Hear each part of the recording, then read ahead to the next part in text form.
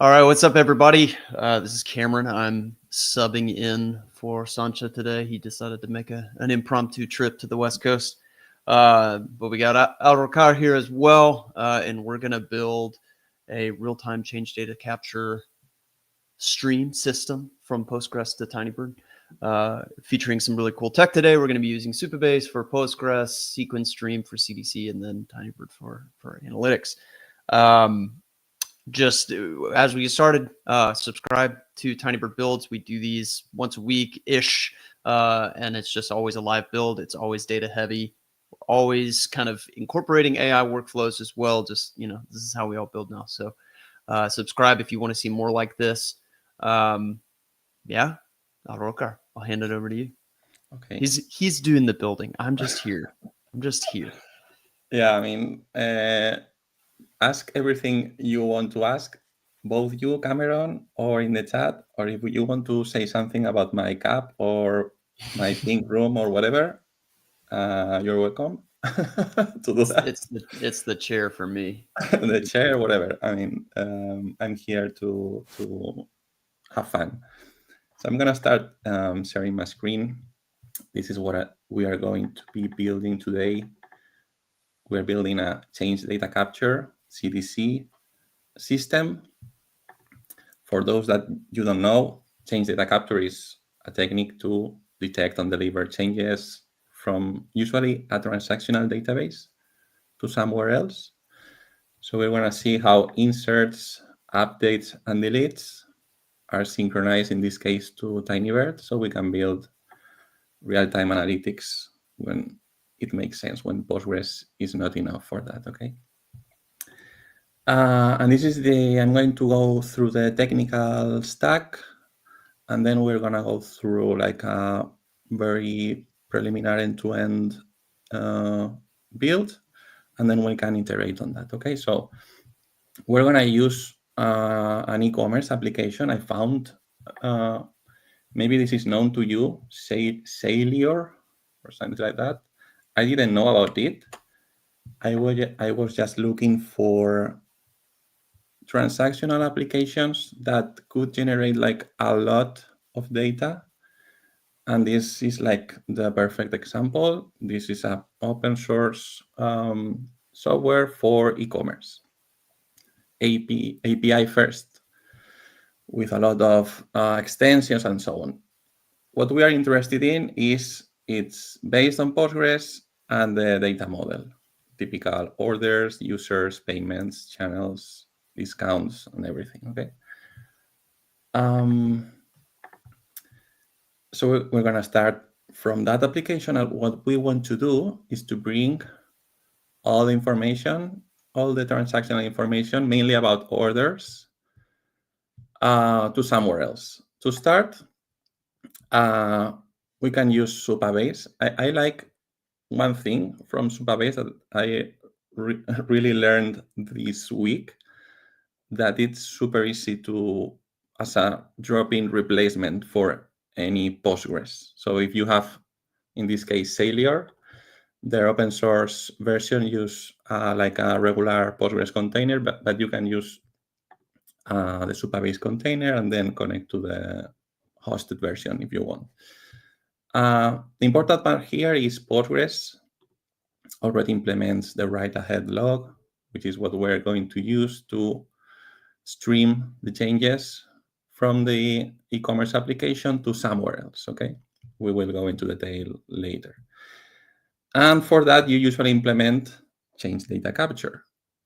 And we found out there is like a managed CDC solution for that, which is Sequin. Very convenient, to be honest. It's also open source. There's a hosted version. There's some numbers in here about the performance and how it compares with other solutions, etc. But what I like it about this is like it has like the proper developer abstractions. So you don't have to know a lot of what's going on under the hood. You just like connect the different dots and you're done. And finally, it's a perfect combination with Supabase, Sequin, Tinybird. It's kind of yeah, Actually, the three products have like a similar developer experience. It's like they have an underlying infrastructure like Postgres or CDC or ClickHouse, and they put on top like the proper abstraction. So as a developer, you more or less understand how to combine them. Okay.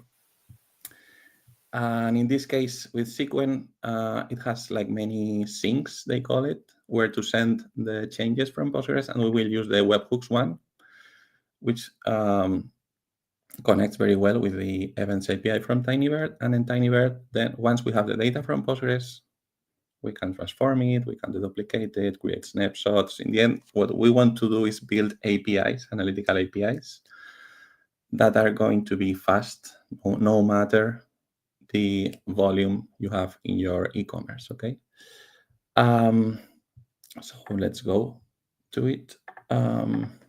What I did basically is, let me start because we're gonna do it like end to end, but I had to prepare something beforehand. So we have this repository, I cloned it, and we have it here locally, and I made some minor changes I'm going to explain. Let me show the Docker Compose. So this is the Docker Compose in this Saleor project, which has a container for their API. Remember, this is an API first e-commerce. Then they have like a basic administrator dashboard. We will look into it. And then I made some modifications. They have a container for the database. I replaced it by Supabase. And I added a initialization script. It's long, but it's simple. It just creates the databases, the necessary roles, grant privileges, and on and on and on, okay? The important part here is we are going to use the write-ahead log from Postgres, from Supabase in this case. So we had to add this configuration, okay? And then we are adding Sequin. It has a container as well. Sequin also uses Postgres for its metadata. So we are connecting also to Supabase, actually. So it has a dependency on the DB container. So it's going to use Supabase for its own metadata, okay? And then we have the Tinybird container, which is, it has everything inside. It has ClickHouse, the load balancers, it has the APIs, and that's it. So I'm gonna start by going to to the terminal and start. So I mean, it's cool to kind of see, to walk through actually the Docker Compose file, because you get a sense of, I mean, obviously, like with Tinybird, you get a sense of, and you're going to see this, I'm sure, in a little bit, but just how simple it is to actually run that ingestion, like from Sequin into Tinybird, is going to be really, really easy because all that infrastructure is contained. Yeah. I don't know. I'm excited to see how that works. There's one thing, it's important. Basically, each service has to define its dependencies. So for instance, the Saleor API depends on the database, Redis, blah, blah, blah. Supabase does not depend on anything. Sequin depends on Redis, Supabase, and Tinybird local because it has to connect both. Okay, it's right in the middle, so it depends on both. And finally, Tinybird depends on nothing. Okay, so let's start with the building the stuff. First thing I'm gonna do, I'm going to follow like the Saleor quick start just to be able to run it directly. So first thing I have to do is to run the classical migration. It's an application built on Django, I guess, and it has like many migrations it has to perform. And then we're gonna run a script to populate the database with a few orders, users, and so on, very few of them.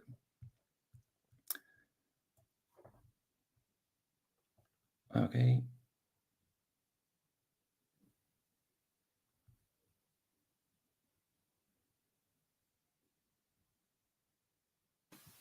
This is where I'm supposed to fill the void and like say something funny or cool. Tinybird code, shop.tinybird.co. Go get this cool hat. It's currently on sale. That's not true, but it's really cheap. We sell it at cost. So if you think this hat is cool, which I do. You know what? I've been running this migration like 10 times this week, and this is the time it has taken longer. Of course. I don't know why. That's exactly that's the way it works. Populate TV. I'm going to run this script. This is from the Saleor quick start, okay? Just to populate some data. I mean, channels, promotions, users, orders, whatever. And then I'm going to run this other script, and I will tell you what is this about. Okay, this configures the replication from Postgres. So let me show you this setup replication. So basically, we have created a replication slot and a publication, and then we've altered all tables in Saleor. So anytime there is a change, an insert, an update, or a delete, the whole row is sent to Tinybird, because that simplifies a lot integration later, okay? And about slots and publications, basically, just to give like a super quick explanation, in Postgres, once you enable the wall, every transaction is recorded there. I have here an example with a very specific notation, something like this, for instance. This is when there is an insert, you have an entry in the log like this, okay? And, okay, then we have the replication slots, which are kind of checkpoints or bookmarks that tell the write-ahead log what has happened with every entry in the log. If it has been sent to some subscriber, if the subscriber has processed, if the subscriber has flashed it anywhere, and if it got to the final destination, okay? It's a mechanism to like replicate the log to somewhere else. And the publications, it's basically which tables can write or are going to be written to the log, okay? In this case, we just created one replication slot and a publication for all tables, okay? So all tables are gonna be written in the web. Okay, with this in mind, we are almost there. I just have to create a user for Saleor to log in into the admin panel.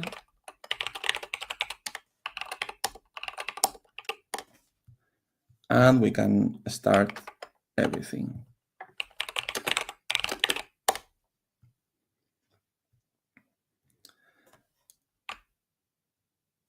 So now let me open, I think it's 8,000.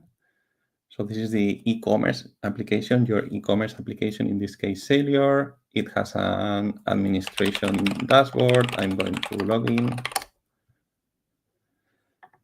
And we have the things you might expect from an e-commerce: products, categories, collections, orders, customers. There are more things. We will use channels later. And you can edit things from here, okay? And if we look at I'm going to log in into Supabase. This one.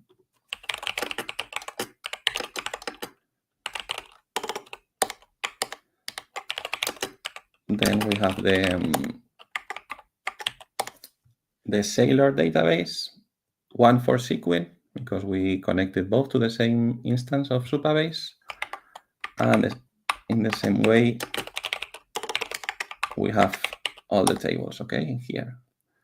Accounts, attributes, checkouts, discounts, orders, payments, products, etc. Okay. So now it's time to go to Sequin. Okay.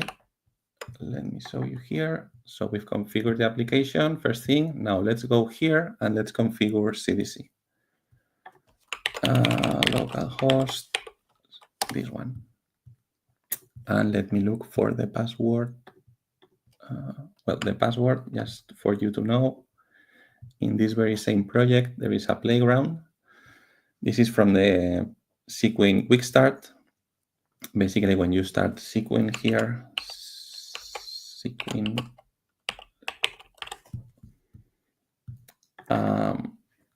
you connect this playground YAML, and it has the default user, and it already connects to the Saleor database. Okay, so let me log in here. Okay, so it's already connected to Supabase, and we're gonna connect it now to Tinybird. So to connect to Tinybird, we have to create an HTTP endpoint to the Tinybird events API. Okay, so let me first start Tinybird. Okay, I'm going to open another window. I'm going to log in into a workspace because even when we are running locally, I'm going to use Tinybird code, and it requires login.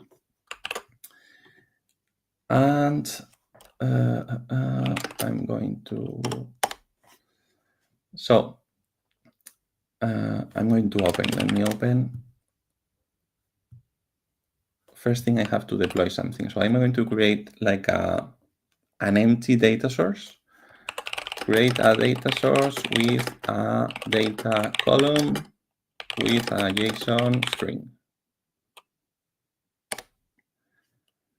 So once we deploy a data source, we have access to the tokens, and then we can connect to, actually, if the JSON path should be the root object.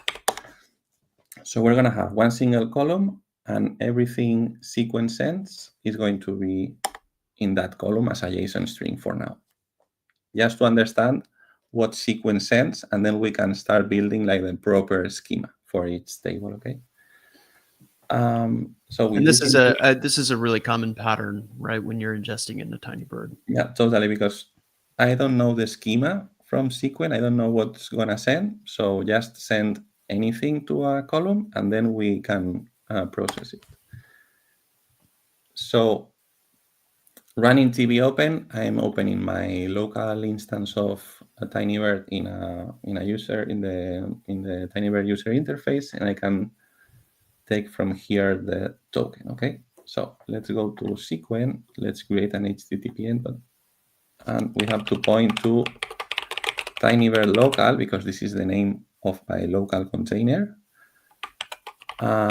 This is the port. We can check that. Sorry. Here in settings, integrations, okay, 7181 is the local port for my local instance. And then I'm going to use the events API and the data source. What's the name of the data source? It was JSON data, JSON_data. Okay, JSON data. And now I'm gonna authorize authorization. Okay, I'm gonna copy the password again. This one.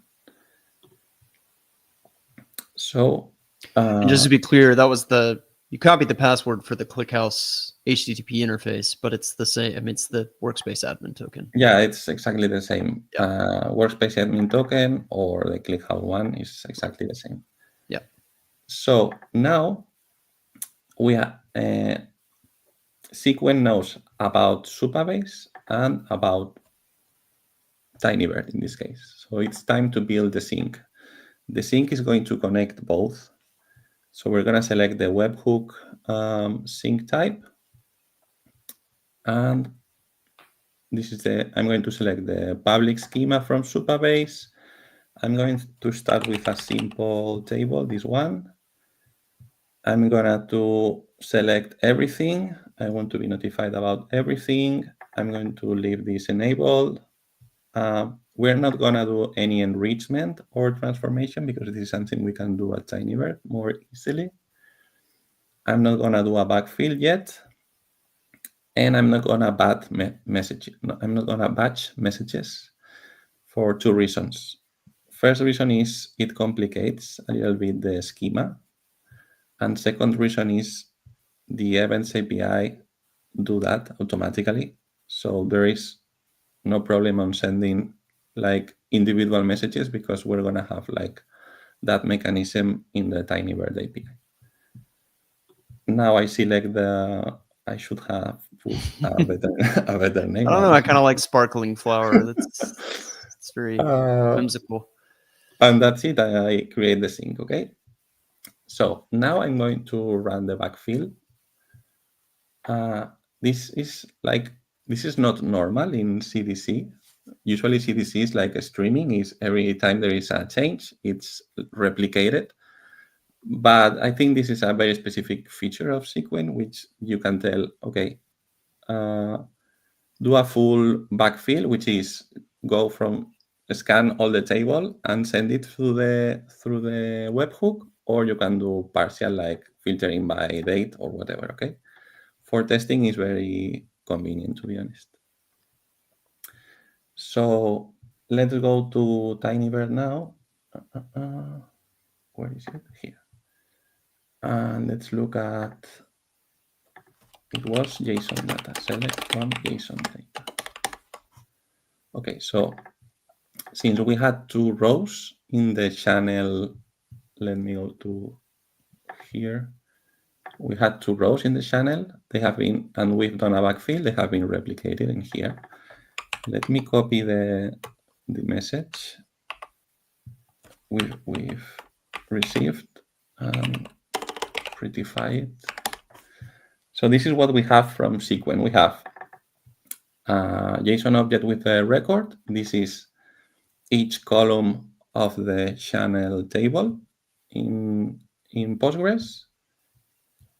And then we have a metadata object which contains things that we might not care about, but other things that we might care about. For instance, the table name is important because having the table name, we can now materialize in Tinybird to a different specific table, all the rows that match this filter, for instance.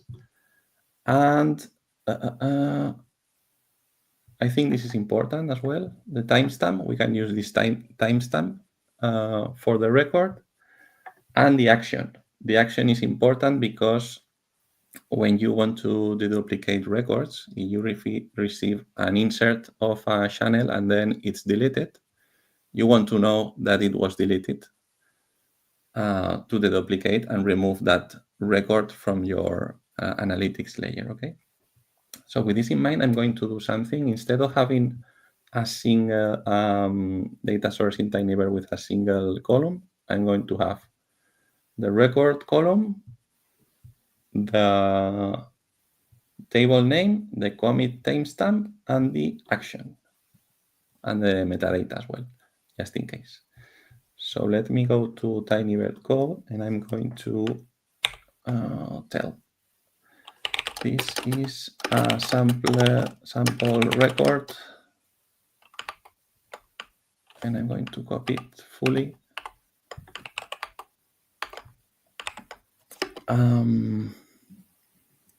Create a data source that extracts the record as a JSON string, then the metadata table name and commit timestamp as separate columns, and the action. I could do this by hand, but to be honest, I'm lazy. It's going to be faster writing than me. So this is pretty much right. Okay, the record, the table name, the timestamp, and the action. Let's continue. This is called Saleor records. I'm going to do something now. There's going to be a bit of back and forth right now, but don't worry, because this is how you start a project, basically. Now I'm going to send the records to this other one, which is a little bit more structured. So I've changed the endpoint in Sequin, pointing to the right data source, and I'm going to run a backfill again. So we go to our sync, backfills, and I'm gonna run it again. And if I go to Tinybird, we have Saleor records. And I like this more because now I'm going to start materializing the content of this table into separate data sources. So what we're gonna do is we have connected channels. We're gonna connect orders, and maybe we can connect users or something like that.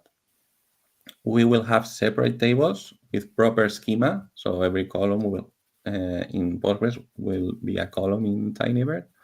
And then we will build like a basic endpoint, okay?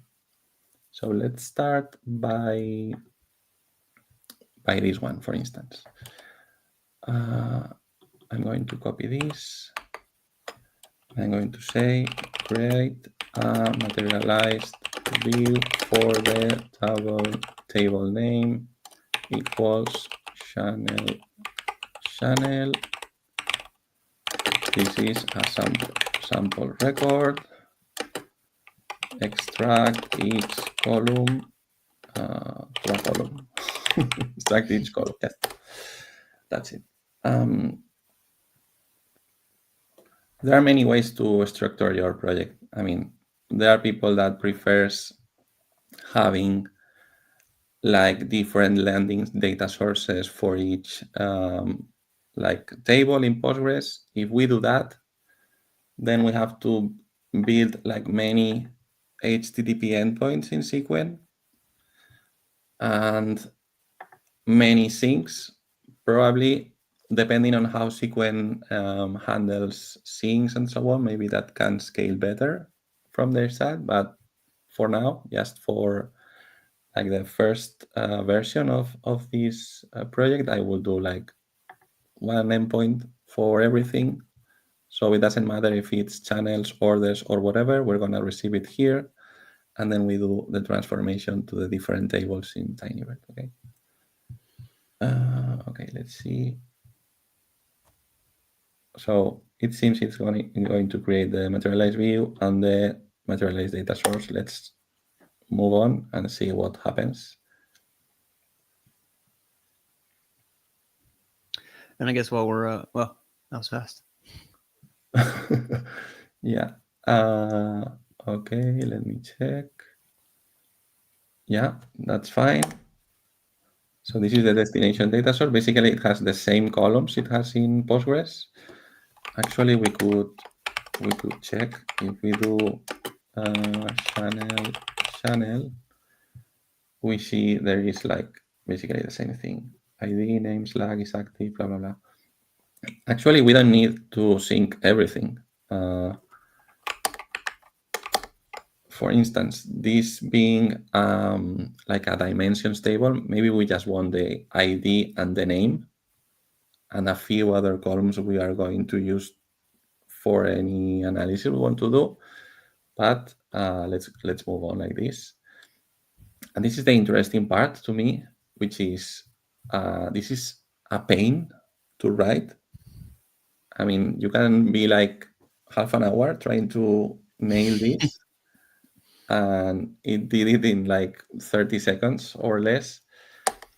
Maybe it doesn't work, but doesn't matter because that's the point of these things. It's you have like the basics. We're gonna test it now, like sending data again, and then we can adjust like if any column doesn't it wasn't properly parsed. Okay. So I'm going to truncate data source, truncate Saleor records. we are local, so I can do whatever I want with the data. I'm going to empty the table and I'm going to rerun the backfill. Actually, I thought this was going to be like the command, but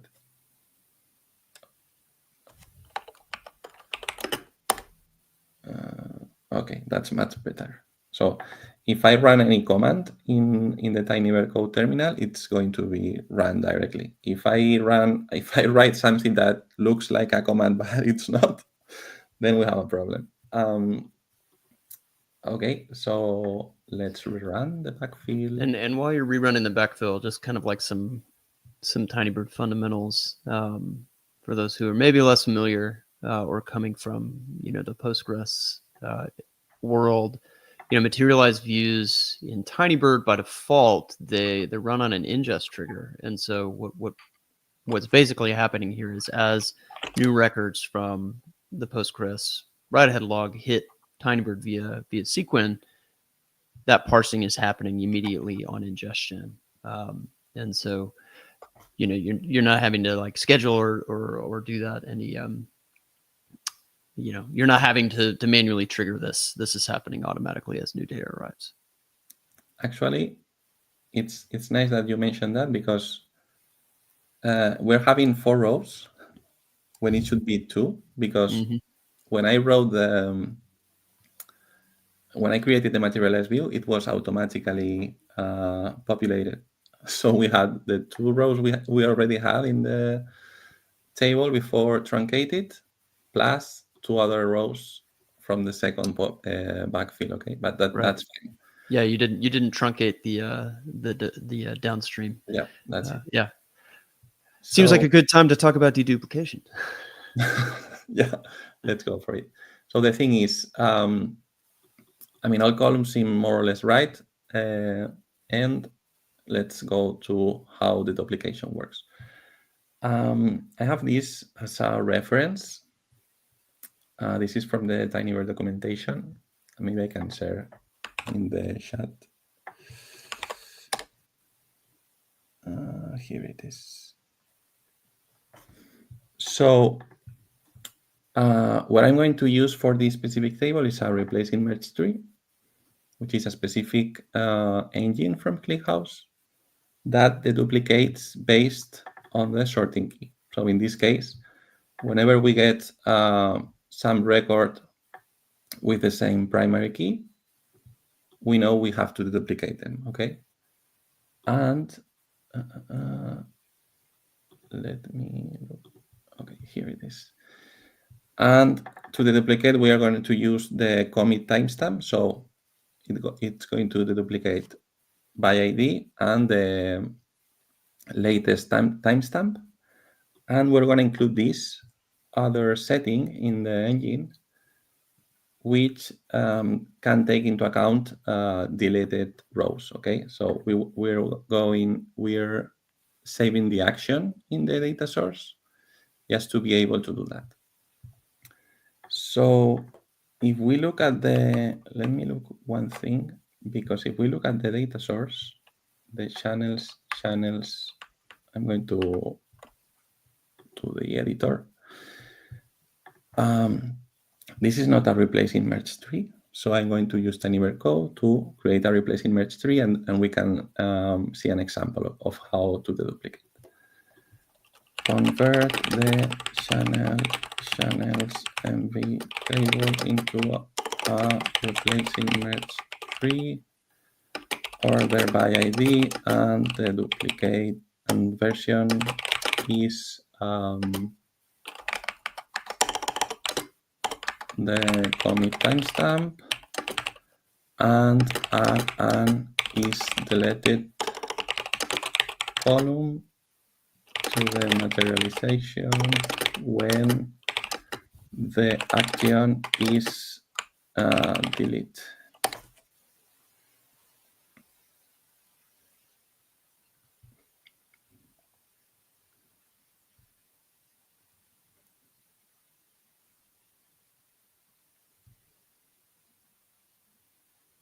Okay.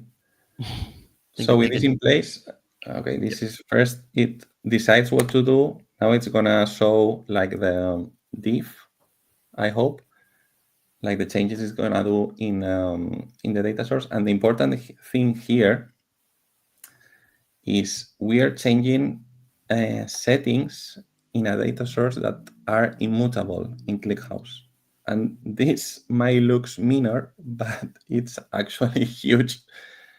You cannot do this in ClickHouse. You cannot change a merge tree by a replacing merge tree.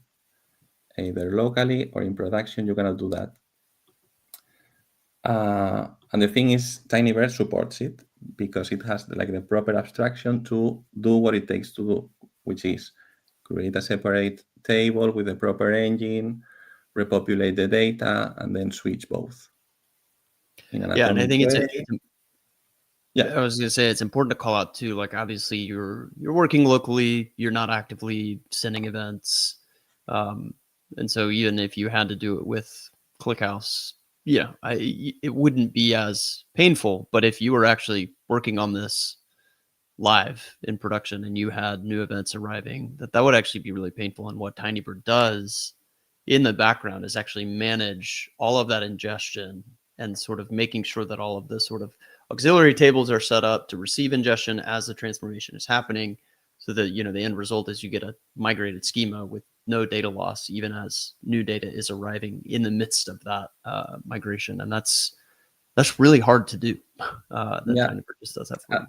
You mentioned, right, we are locally, and probably if you use like plain ClickHouse, you can drop and recreate the table, and that's fine because we are like iterating. But the thing is, the very same thing we are doing locally, you can do in production. It's okay, I've modified this data source, I changed the engine, I changed the materialized view, which by the way, automatically detected that it needed to add a new column, etc. Whenever you want to deploy this, you deploy with a command and you forget about like all the complexity especially on migrating data, okay? So there is one thing missing in the data source, which is the is deleted setting in the engine. If we look at the documentation, there is this. So I'm gonna tell to, well, actually, I'm not gonna tell for once. I'm gonna add it myself because it doesn't make sense to ask for this change. Okay. Save the tokens. So with this in place, okay, let's try again. Let's truncate. I'm going to truncate again the data source. Sorry. Truncate. Well, actually, I don't need to truncate. Let me check if I need to do it or not. Isn't there a Tinybird command where you can truncate a data source and truncate all the downstream? I think there is a flag. Yes, I think there is a flag. Okay, let's do something. I'm going to close this. I'm going to add a new one. I'm going to call it new channel. And let's see what happens when you insert, update, and delete a row, okay? So we have inserted this new one. I'm going to choose ID, name, slug, and action. So we have this new channel with action insert. Read is for when we did like the backfill, okay? So now I'm going to update it. I'm going to change the slug for update.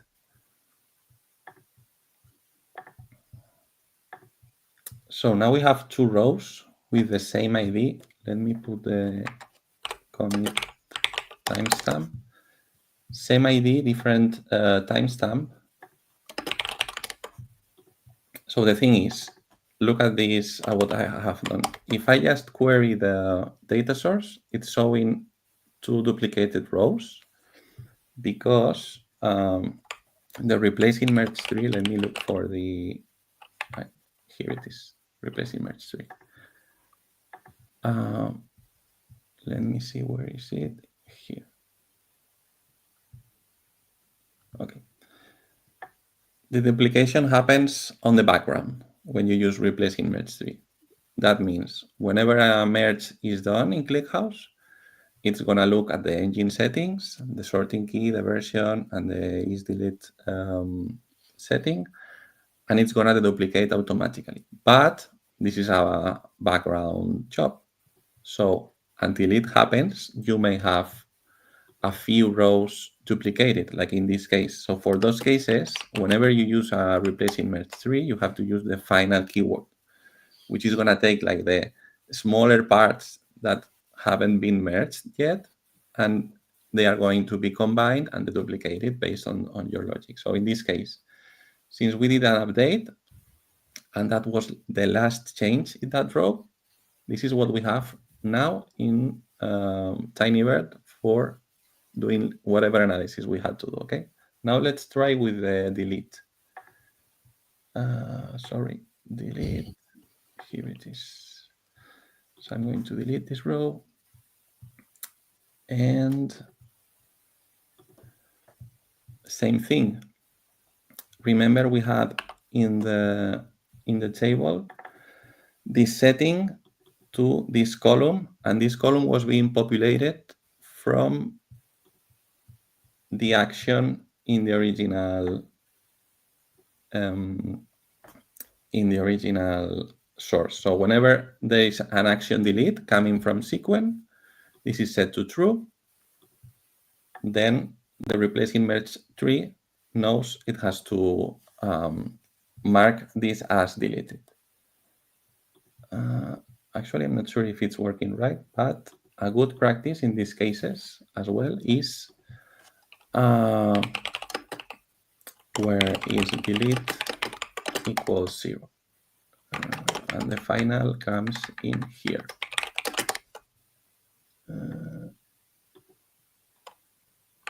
Is deleted. Okay, so that's deleted equals 0. Okay, that's the right call. So the thing is, I think it should have been automatically removed, but anyway, let's try like this for now. So we are marking as deleted whenever the action is delete, and we can filter by this column, okay? So with this in place, I think what we can do now is bring some data from orders, build like a basic endpoint, and then we can do, I want to try like running a script that sends many orders, and we can see like how the endpoint is automatically returning like data synchronized, okay? So let me go for it. We start from Sequin, we go to our sync, we add the order table, and we update the sync. That's fine. Now I'm going to run a backfill again. Let me truncate td data source, truncate Saleor records, cascade. Let me try the cascade thing. Okay. Nice. So now everything is empty. I'm going to run the backfill. Run the backfill just for this one. And if I'm going to open a separate one, select from records. Now we have the 20 orders we had in Postgres, okay? That were preloaded when we started the Saleor project. So I'm going to do like the exact same process. I'm gonna pick a sample record, and I'm gonna tell Tinybird code to materialize this to a separate table. Materialize table name order to a separate table for a separate table. This is a sample record. So same thing. In this case, there is an interesting thing.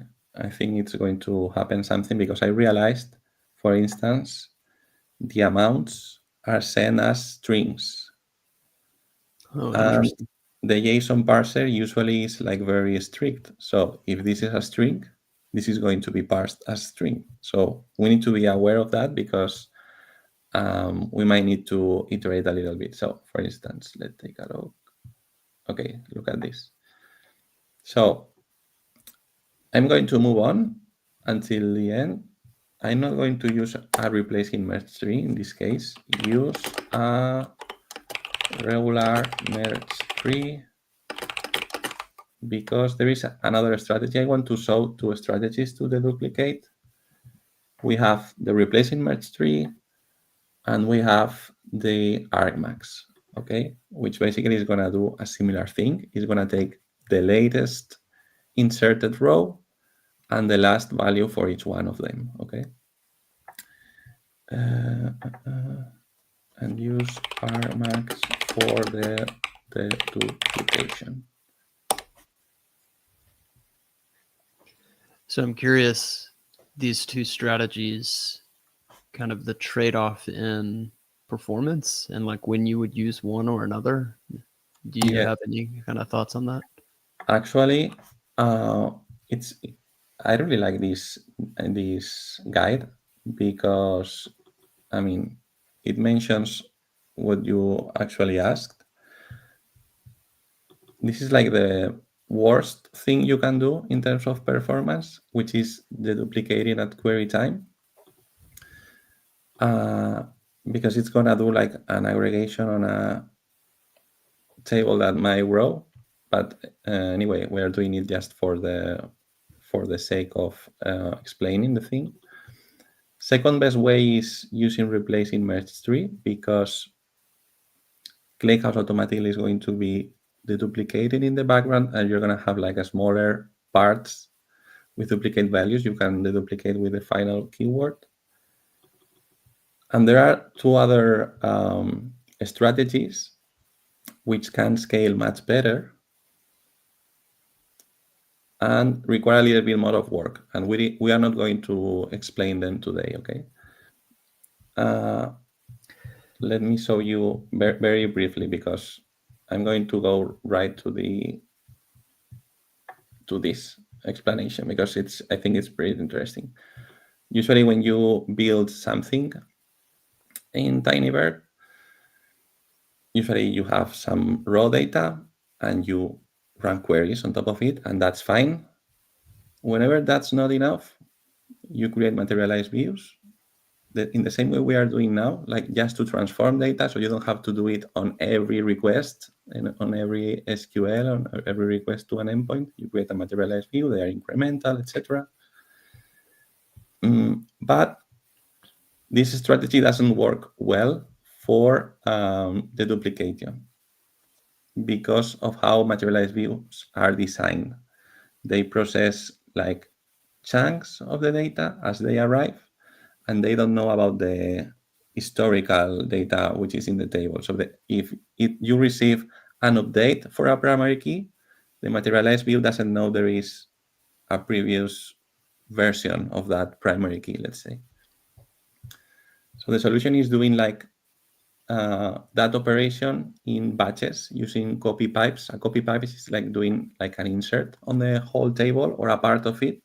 So you don't have that problem because the copy pipe has all the context.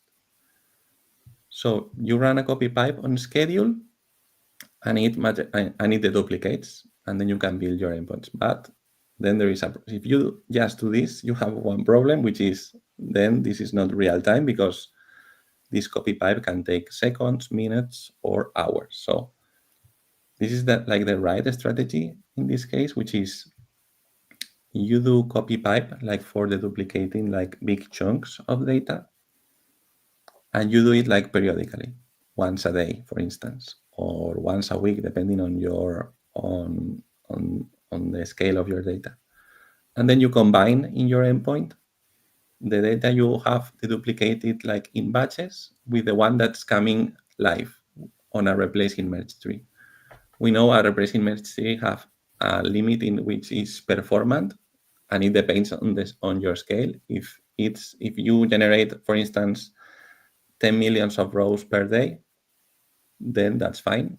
You can use ReplacingMergeTree for your daily fresh data, run a copy every night to deduplicate the historical data, and the next day, you start from your fresh data, deduplicating like live, and your batch data already deduplicated from a copy pipe. So that's more or less the rationale. I'm not going to go through this because I think this deserves like a proper build, a separate one. But it's interesting because one thing I had like to do with this stream is like test how much can this stack can scale. Okay, so this would be like a nice way of solving that. Let me go through this.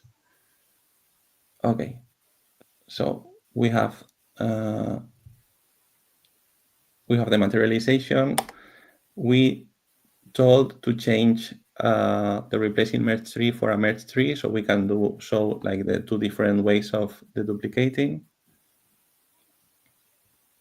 This has found an error right now that is going to be fixed, auto-fixed. Yeah, and I think just like taking a step all the way back to the fundamentals of like why are we having to do this? Just going back to what is ClickHouse? How is it different from Postgres?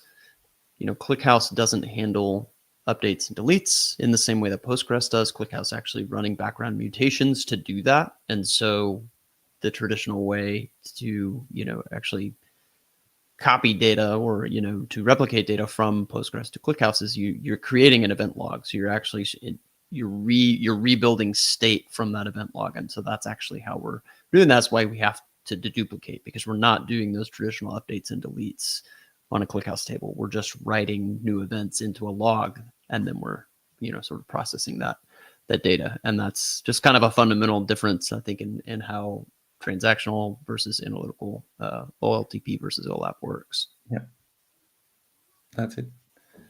So, okay, we have the materialized view from the landing table where we receive the Postgres records, and we're materializing now in a regular merge tree, which is like the base engine for a regular table in ClickHouse. Okay. Now let's see what we have in this table. It's called orders. What's the name of the table? Orders MV. Orders.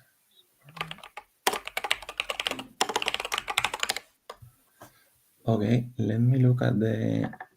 Okay, we have the problem. This problem we're gonna fix right now. The amounts need to be a decimal number, but the rest look good. Actually, the dates are good, which are hard to parse, to be honest.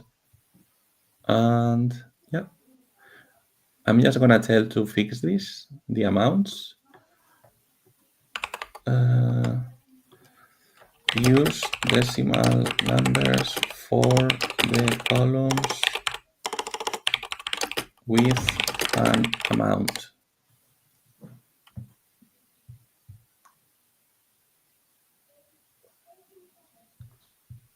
Okay, it's gonna use a decimal 18 and 3. 18 maybe is too much, but anyway, the important thing is we're using decimal instead of float, because for amount calculations, it's better. It's gonna give less precision errors. So again, same thing as before. We're changing a string column to a decimal. This is not supported in ClickHouse, and if you are in production, you're gonna have a problem because it's gonna rewrite. It's gonna know. You're gonna need in some way to rewrite those columns. in this case, we just apply the changes to the schema, and now we are locally, but whenever we deploy to production, it's exactly the same process. The data is automatically like migrated to the proper schema. Actually, I think whenever the changes are applied, we can go to the user interface and take a look, and the data should be there, like migrated. I'm going to refresh, and we have decimal numbers. So with this in place, we already know how to do change data capture from your application, Postgres to Tinybird, in this case using Sequin. I see someone asked about what other options there are. There are many options. This was just an example. And actually, many users go through the Kafka path in production. A little bit more complicated, but it scales very well. So we're going to do like our first analytical endpoint, and then we will publish more data. Okay, so let me look for my README.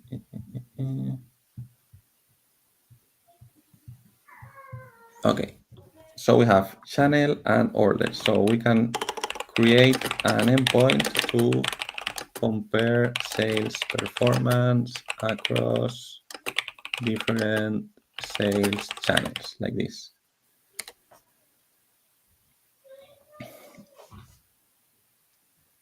Now, there are several things that the agent needs to take into account. Let's see what happens here.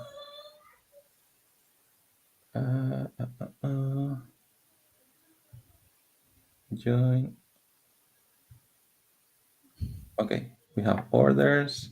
It's removing the deleted objects, which is nice.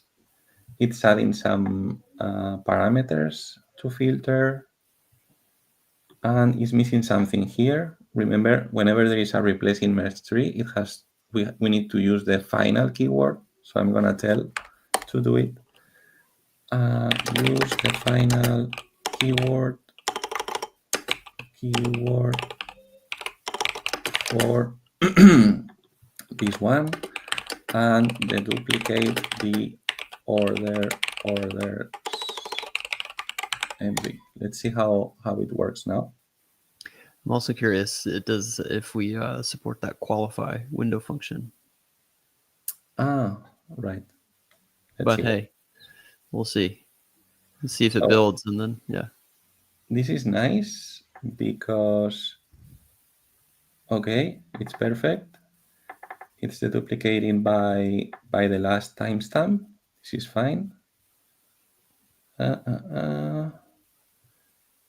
It's actually filtering the ones deleted, and this one, let me take a look. Okay, seems good. It seems good to me.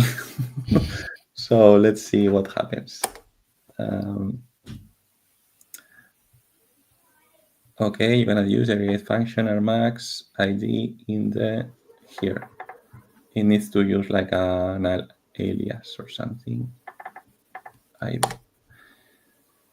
Okay, it's the grouping by ID, so it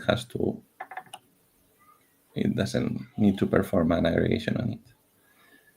And okay, right, the ID should never change. That's the whole point. And okay, so with this in place, we should have a new endpoint in here, sales performance by channel. And there is a sample query in here. There is no data. Why? That's because check the default timestamps. It might be in the past. Endpoints. No, actually, they are optional. Okay. Orders. Okay. Channel. Let me see if this works.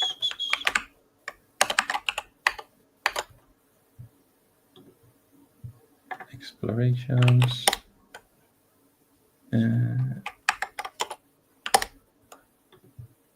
I need to group by ID. I need to remove this. Okay, this is working. Channel ID. And let me see.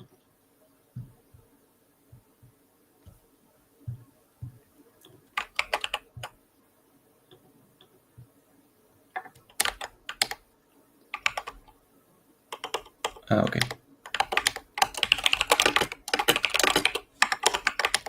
Let me see if this filter is working. Yes. And then we have the join. Let's join with this and see what happens.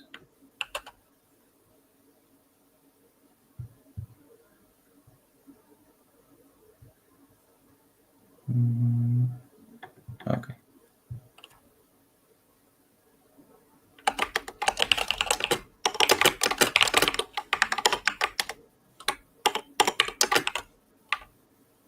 Join, sorry.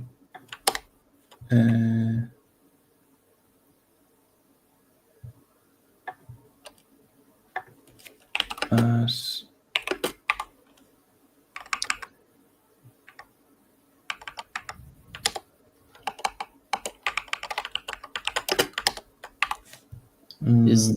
Is a channel ID the right column name in the channel table, or is it ID? yes, it's channel ID. It is channel ID. Maybe there is no. Let me check for the. Let me check something. If I do select from orders, maybe it's not correctly parsed. Channel ID. Or like a type mismatch or something. Channel ID.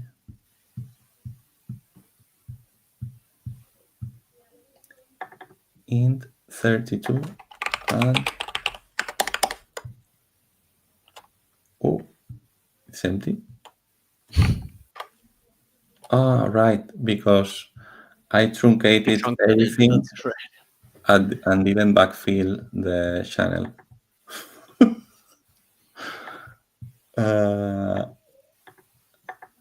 Channel, wait, channel, no.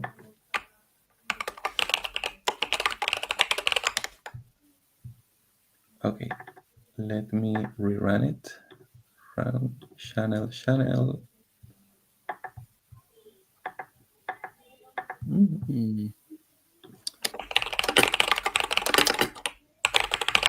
Doesn't want to work today. I don't know why. Let's see if there is some issue in the quarantine. No. And here, no. Why it's not working now? Channel. Let me check again that everything is right. Yes, channel and orders. And this is fine. And if I run this, actually there is no messages, wrong messages. I mean, it says delivered.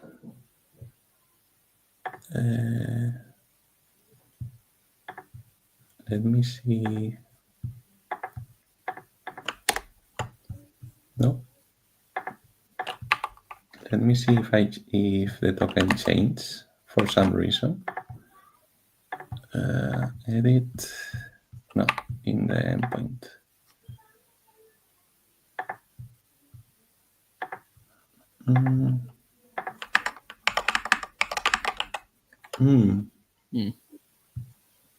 This, okay, let's see if this works now, but backfill, channel, and explorations. No.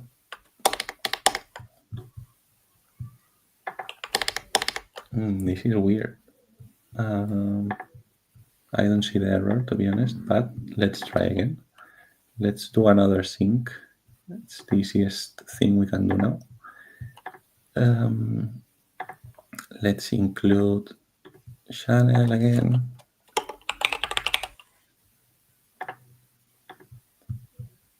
And remove this and choose this and create the sync.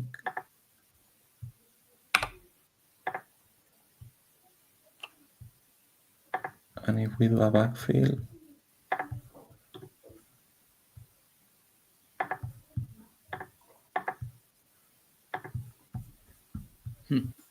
there's something wrong in here. I don't know why. What?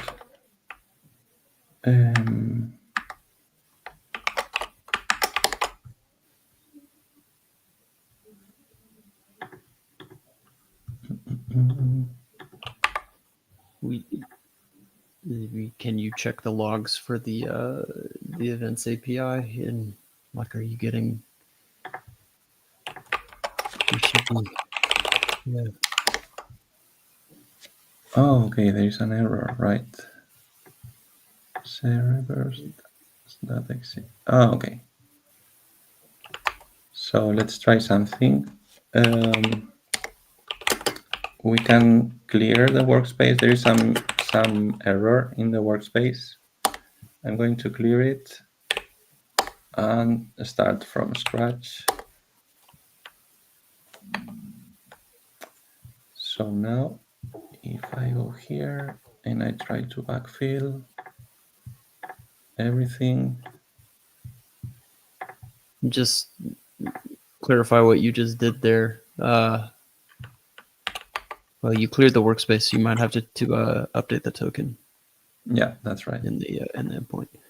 Yes. Just what happened there. What he just did was he cleared all of the deployed resources in Tinybird local, and then by running TB, redeployed them from the file, the actual file on his machine. So. Run backfill. Yeah. So since we cleared the workspace, there is a new workspace, new token. Select from. Okay, now it's working. There we go. And I updated the token in Sequin. I rerun the backfill. We have everything in here. Actually, I run it twice. And if we go to the endpoint now, the one we built, in which we wanted to do some calculation by challenge: total revenue, total orders, average value, order value, etc. This is already parameterized. Actually, I don't know the start and end dates, but I think there is a full field or something like that. Anyway, let's leave it like that for now. So next thing I'm going to do is let's try to ingest some more data and just see what happens with this endpoint, okay? So I have a script in here. Let me open another terminal. This one. No. Here, simple stream. This is going to be ingesting like orders in Postgres with some random channels and everything. It's going to be also updating and deleting orders, just to have some duplicated rows. And remember, this is going to be running locally, so don't expect like crazy numbers in here. But okay, we're gonna have like several updates, several new orders, etc. Okay, if we go to our you can tell a script is vibe coded when the console Yeah. has emojis. It's like a telltale sign. The console, they're always like, "Yeah, let's put some emojis in the console." I love that. So let's do by table name.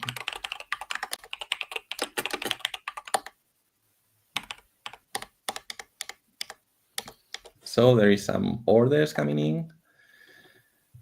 And just to give a sense of how this is working like internally, let me very briefly, and we can like finish in 5 minutes.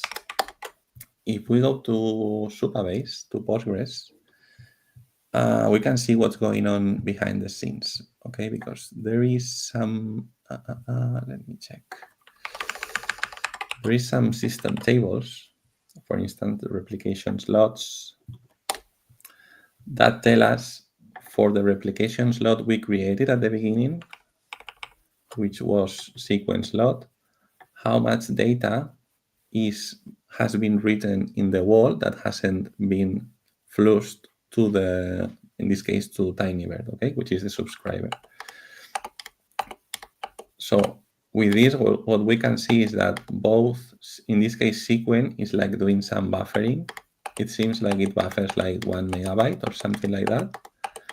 And whenever it takes 1 megabyte of data, then it's sent to, or usually 1 megabyte or some seconds, it buffers to Tinybird. And we can also check other, okay, no, this one. Other statistics, this one, for instance.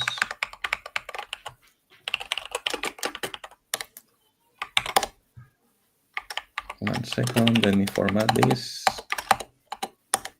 Okay. So here we are seeing like the status of the replication. Okay, so there are 3 important lags in here, which means how much time lags since a record is written in the Postgres wall, basically since it's generated until it gets to Sequin and to Tinybird in this case. It's usually 4 or 5 seconds. So this is the kind of like metrics you have to take to monitor in some way when you do change data capture. You don't want this lag to grow, or you don't want also the other query, this one. You don't want this number to grow a lot, because that means you are like growing the wall, and the typical scenario is you end up filling your disk, okay, in case you are using like local disks. So with this in mind, I think the only thing I have left is, let's try to deploy to Tinybird Cloud, join the pieces, and we can close the streaming. I want to do that because, I mean, this is my favorite command in Tinybird code, which is deploy to cloud. Because I mean, there is a command. There is tb cloud deploy blah blah blah. But thinking that you can just write semantically correct sentence, deploy to cloud, and it just works. I mean, something that amazed me. So if we go now to the cloud version of Tinybird, let me close this, cloudtinybird.co. This is the workspace we logged in at the beginning of this build. We have the data sources, the ones we had locally. We have one endpoint, the one we just created. There is no data because we haven't connected yet. So let's do it. I'm going here, settings, integrations. This is our HTTP endpoint. We're gonna set it up here. I'm gonna create a new sync. Actually, a new endpoint first. And while you're doing that, it's worth pointing out that while you are using the admin token, for convenience, maybe the appropriate way to do this would be to just have a specific token with an append scope for that landing data source to use here. Yeah, totally. Actually, yeah, we can do it, actually. Why not? Why not? Easy.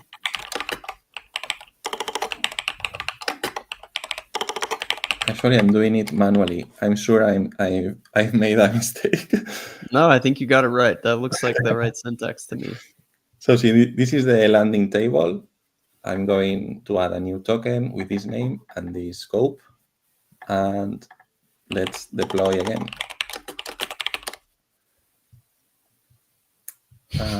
So the first deployment, basically it deployed everything we had locally, but this other one is going to detect there is just one change, which is this new token, and it's going to create it. This is a metadata operation, so there is no change in underlying ClickHouse database. And if we go here to the tokens, we have this new append token, which has permissions just to write. This is the right way to do it. Thanks for telling me. Yeah. So, I mean, it's easy to use the admin token in a workspace that you're going to tear down as soon as you finish, but it's good security hygiene. So let's do the same thing. Let's choose include channel orders. What else? We have everything enabled here. We're going to remove this. And we're going to select the Proud Star, which is our production Tinybird workspace. And we're going to call this production. And it's already working. So this is production. This is our endpoint. And let me see. Okay, this is getting records in here. Let me see the channels. Okay. Probably have to backfill the channels. I need to do the backfill for the channels, right? This is it. Now we have channels. There is no data? Yes. There. And the endpoint, basically.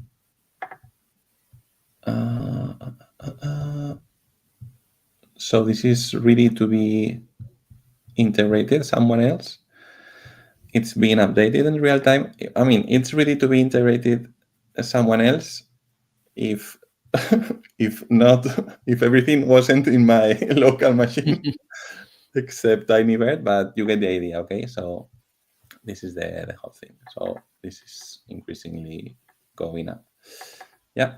So this is it. Sweet. You got a order metrics API in prod from end to end. Yeah. Cool. Well, thanks for walking us through that. I think this is a very common pattern for a lot of people who, building any kind of application. I know we did kind of an e-commerce example, but very common pattern when you are storing data. Whether we showed Postgres, but you could apply this to any other sort of transactional database. I think there are a lot of patterns we talked about here, a lot of like deduplication strategies. There's a lot of other patterns for how you capture that data. So, there's something we didn't really talk about, which was you could also just stream those events, those order events or things like that directly to Tinybird, maybe from a different system, you don't necessarily have to copy them from your Postgres database, but that's often a convenient pattern, or in some cases a necessary pattern. Yeah, I mean, there's a lot of ways to approach this, right? Like there's a lot of ways that you can trade off things around cost, performance, convenience. But the important thing is, you're moving data from a database like Postgres, which is again optimized for transactions, CRUD operations, to Tinybird, to ClickHouse, to a database that is optimized for the kind of analytical queries that you want to build here. So very, very, very common pattern for people to run into scaling issues on Postgres, MySQL, MongoDB, and want to replicate that data into Tinybird. So appreciate you walking us through that. Yeah, I mean, before we jump off, again, we've created a separate YouTube channel. If you're watching on YouTube, you're familiar with it. It's Tinybird Builds. You can also find on our website all of the builds that we have done in the past and any upcoming builds that we have scheduled. But you can also just subscribe to this YouTube channel. We don't, you don't have to fill out a form. You don't have to give us your email. You just subscribe to this YouTube channel if you want to see the next ones. And of course, we also multicast to LinkedIn and to X as well, if that's where you prefer to watch. Alrokar, any parting thoughts? No. All right, we'll shut it down. Stay tuned for the next build. Okay, check out shop.tinybird.co. Thank you for being there and not let me alone. Yeah, of course. All right. See y'all. See you.